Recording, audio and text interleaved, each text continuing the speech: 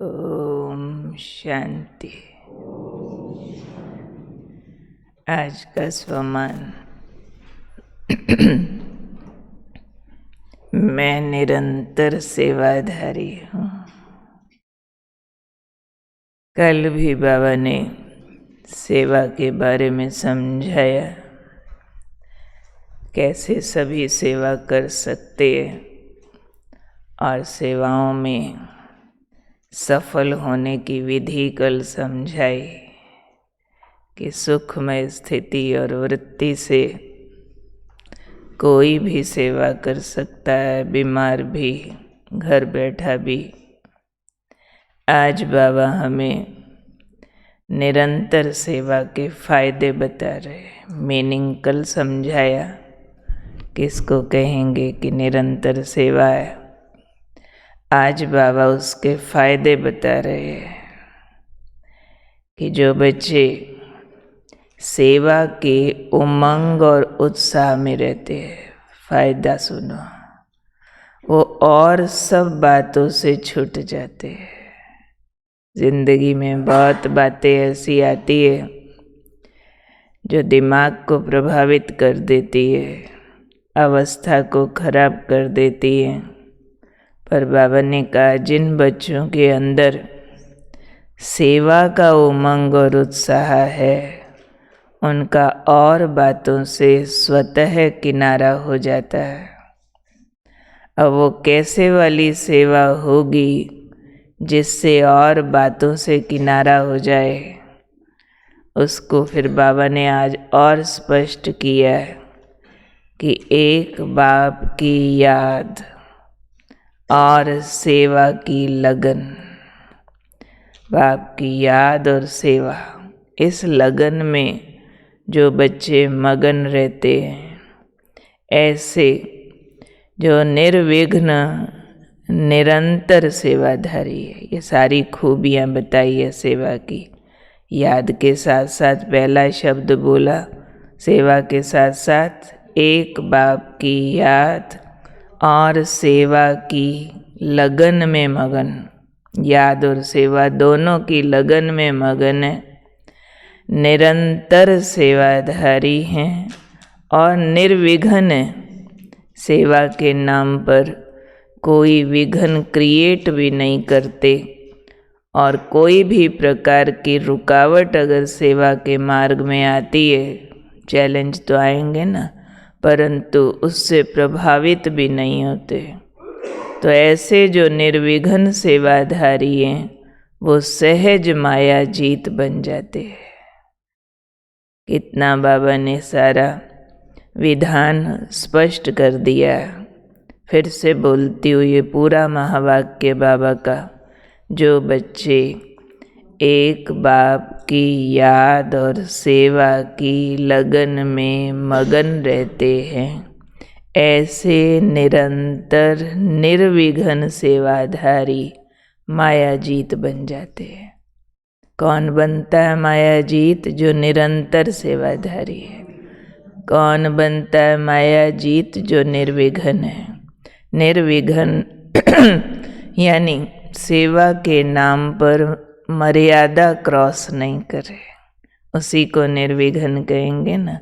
नहीं तो सेवा के नाम पर नियम तोड़ दे, कोई भी प्रकार का जहाँ नहीं करनी चाहिए उसकी करने लग जाएं, जिसकी नहीं करनी चाहिए, जहाँ हमें आता नहीं और हमारी जो नियम मर्यादाएं हैं उसकी अनुमति न देते हों, वहाँ करने लग जाएं, तो वो सेवा तो विघ्नकारी हो गई ना।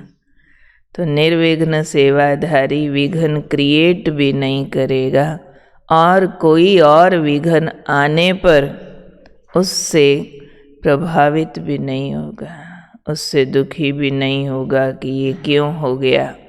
तो ऐसे वाले जो सेवाधारी है, उनको सेवा का ऐसा वरदान मिल जाता है, ऐसी दुआ लगती है, ऐसी शक्ति भरती है ऐसे सेवाधारियों में जो मर्यादित हैं, निर्विघ्न हैं, जो मायाजीत बन जाते हैं। इसलिए इससे ये बात समझ आती है कि सेवा खूब करे, जितनी मर्जी करे, लेकिन मर्यादा के अंदर रहकर करे, विघ्न पैदा करने वाली न करे। और विघ्न भले कितने आए लेकिन याद का बल बाबा साथ है, हुआ पड़ा है करन करावन हार। बाबा है, हम नहीं हैं, आज नहीं तो कल फलीभूत अवश्य होगी। बाबा ने कहा था ना एक मुरली में, साकार मुरली में, कि बच्चे पूछते हैं कि हम मेहनत बहुत करते हैं, निकलता कोई नहीं है। तब बाबा ने जवाब दिया था कि याद रखो कि सेवा कराने वाला कौन, तुम योग युक्त होकर करो, याद में रहकर करो और फिर निश्चिंत हो जाओ। आज जिनमें बीज गया है फलेगा ज़रूर आज नहीं तो कल रूप उसका ज़रूर फल उसका बनता ही बनता है। और नहीं तो आपके कर्म में फल जमा हो जाता है, क्योंकि आपने निश्चय बुद्धि निश्चिंत होकर के की। फिर आज बाबा ने एक बात और समझाई कि अभी सेवा की रूपरेखा बदलती जा रही है और बदलती जाएगी। अब आपको लोगों को कहना नहीं पड़ेगा ज़्यादा, आओ आओ ये मदद करो वगैरह कहना नहीं पड़ेगा। लोग स्वयं कहेंगे ये श्रेष्ठ कार्य है, हमें भी मददगार बनाओ। तो ये बाबा ने जब कहा था, वो अव्यक्त मुरली तो बहुत पुरानी है, कि अभी सेवा की रूपरेखा बदलती जाएगी। वो तो बदल गई है बहुत। अभी तो सिर्फ ऐसा लगता है कि सेवा का भंडार सामने है, करने वाले कम हैं। सेवा का घाटा नहीं है, सिर्फ विधिवत योग युक्त निर्विघ्न रूप से सेवा को हैंडल करें, वो योग्य सेवाधारी। वो हर एक जगह डिमांड है कि आज अगर हमारे पास योग्य टीचर्स और हों तो हम कितने सेंटर्स और खोल दें, होता है ना ऐसा।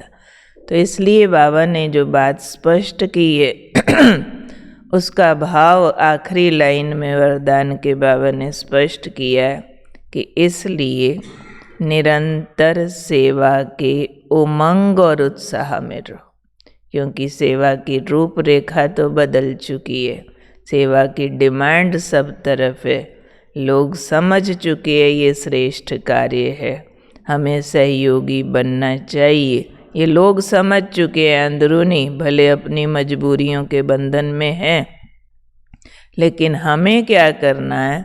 हमारे लिए बाबा का आदेश है कि आप बच्चे निरंतर सेवा के उमंग और उत्साह में रहो, क्योंकि मैं हूँ निरंतर सेवाधारी। आज निरंतर के साथ हम शब्द बाबा का यूज़ करेंगे अपने लिए, निर्विघ्न। मैं हूँ निरंतर निर्विघ्न सेवाधारी। एक बाप और सेवा के लगन में मगन रहने वाला मैं सेवाधारी हूँ, और ऐसा सेवाधारी हूँ जो सेवा की लगन से माया जीत बन जाऊँ। क्योंकि वास्तव में तो सेवा भी पाप काटती है ना। सेवा में हम इंद्रियों का प्रयोग करते हैं और एक महान विचार के साथ करते हैं कि सामने वाली आत्मा पावन बन जाए, बाबा की बन जाए, उसका दुख सुख में बदल जाए। तो ये जो हमारी महान भावनाओं के साथ इंद्रियां प्रयोग होती है, तो इंद्रियों द्वारा किए हुए पाप कटते हैं, क्योंकि दुर्भावनाओं के साथ इंद्रियां प्रयोग की थी। प्रयोग तो इंद्रियां ही की थी, लेकिन जब विकारों का प्रभाव होता है तो कोई ना कोई दूषित भावना हमारी इंद्रियों के द्वारा काम कर रही होती है, जो आत्मा में विकर्म के रूप में रिकॉर्ड हो जाती है। वही भावनाएं हमारी पावन हो गई, विश्व कल्याण के प्रति हो गई। किसी को भी आत्मिक सुख देने की भावना से एक निर्विकारी कर्म हमारे द्वारा होता है तो वो हमारे पिछले किए हुए हिसाब को भी काटता है। बाबा ने एक बार कहा था, इन हड्डियों से पाप वध किए, इन्हीं हड्डियों को सेवा कार्य में लगा दो तो पाप कट जाएंगे। तो सेवा भी पाप काटने की एक अचूक विधि है, जिसके द्वारा भी हम आत्मा पतित से पावन बनते हैं। इसलिए अपना ये सेवा सब्जेक्ट ठीक समझाते जा रहे हैं बाबा। इसलिए चेक करो कि हमारी अब तक की सेवा से संबंधित जो समझ थी वो रिफाइन हो रही है, कि अब तक तो सेवा सिर्फ समझते थे, पर्चे बांटे, कोर्स कराया, कहीं लेक्चर किया या फिर यज्ञ में स्थूल सेवा किया, उसको भी हम सेवा मानते थे। बैठ बैठ के कभी हम अंतर्राष्ट्रीय योग के दिन मनसा सेवा कर लिया करते थे। पर अभी जो बाबा ने समझाया है, बीमार भी कर सकता है, घर बैठा भी कर सकता है, और उसका मूल आधार है अपनी सुखमय वृत्ति, सुखमय स्थिति। बाकी चाहे स्थूल करो या वाचा करो या जो करो, सबसे प्रभावशाली है आपकी अंदर की वृत्ति, कि आप सब तरह के अपोजिशन फोर्स में रहते हुए भी अपनी सुखमय स्थिति में कितना रहते हो। उससे जो आप वायुमंडल बनाते जाते हो, वो सारा सुखमय संसार का निर्माण हो रहा है। ये इस हिसाब से हम निरंतर सेवा पर रह सकते हैं कि जो मर्जी बातें सामने आए, उसमें से मैं आत्मा दुख कैच न करूं, सुख धारण करूं और ऐसा व्यवहार करूं जो दूसरे के अंदर भी सुख पहुंच जाए, तो कहेंगे कि हमारी सेवा जो है वो रियल सेवा है। तो इस हिसाब से कोई भी बाबा का बच्चा कभी भी सेवा से वंचित नहीं हो सकता। कल बाबा ने कह दिया ना, कोई ऐसा नहीं कह सकता कि मेरे को सेवा का चांस नहीं है। बाबा तो बेड पे पड़े के लिए भी कहते सेवा है। तुम बीमारी के प्रभाव में नहीं, सुखमय स्थिति में रहो तो कितनी सेवा हो जाए उससे भी। ठीक है।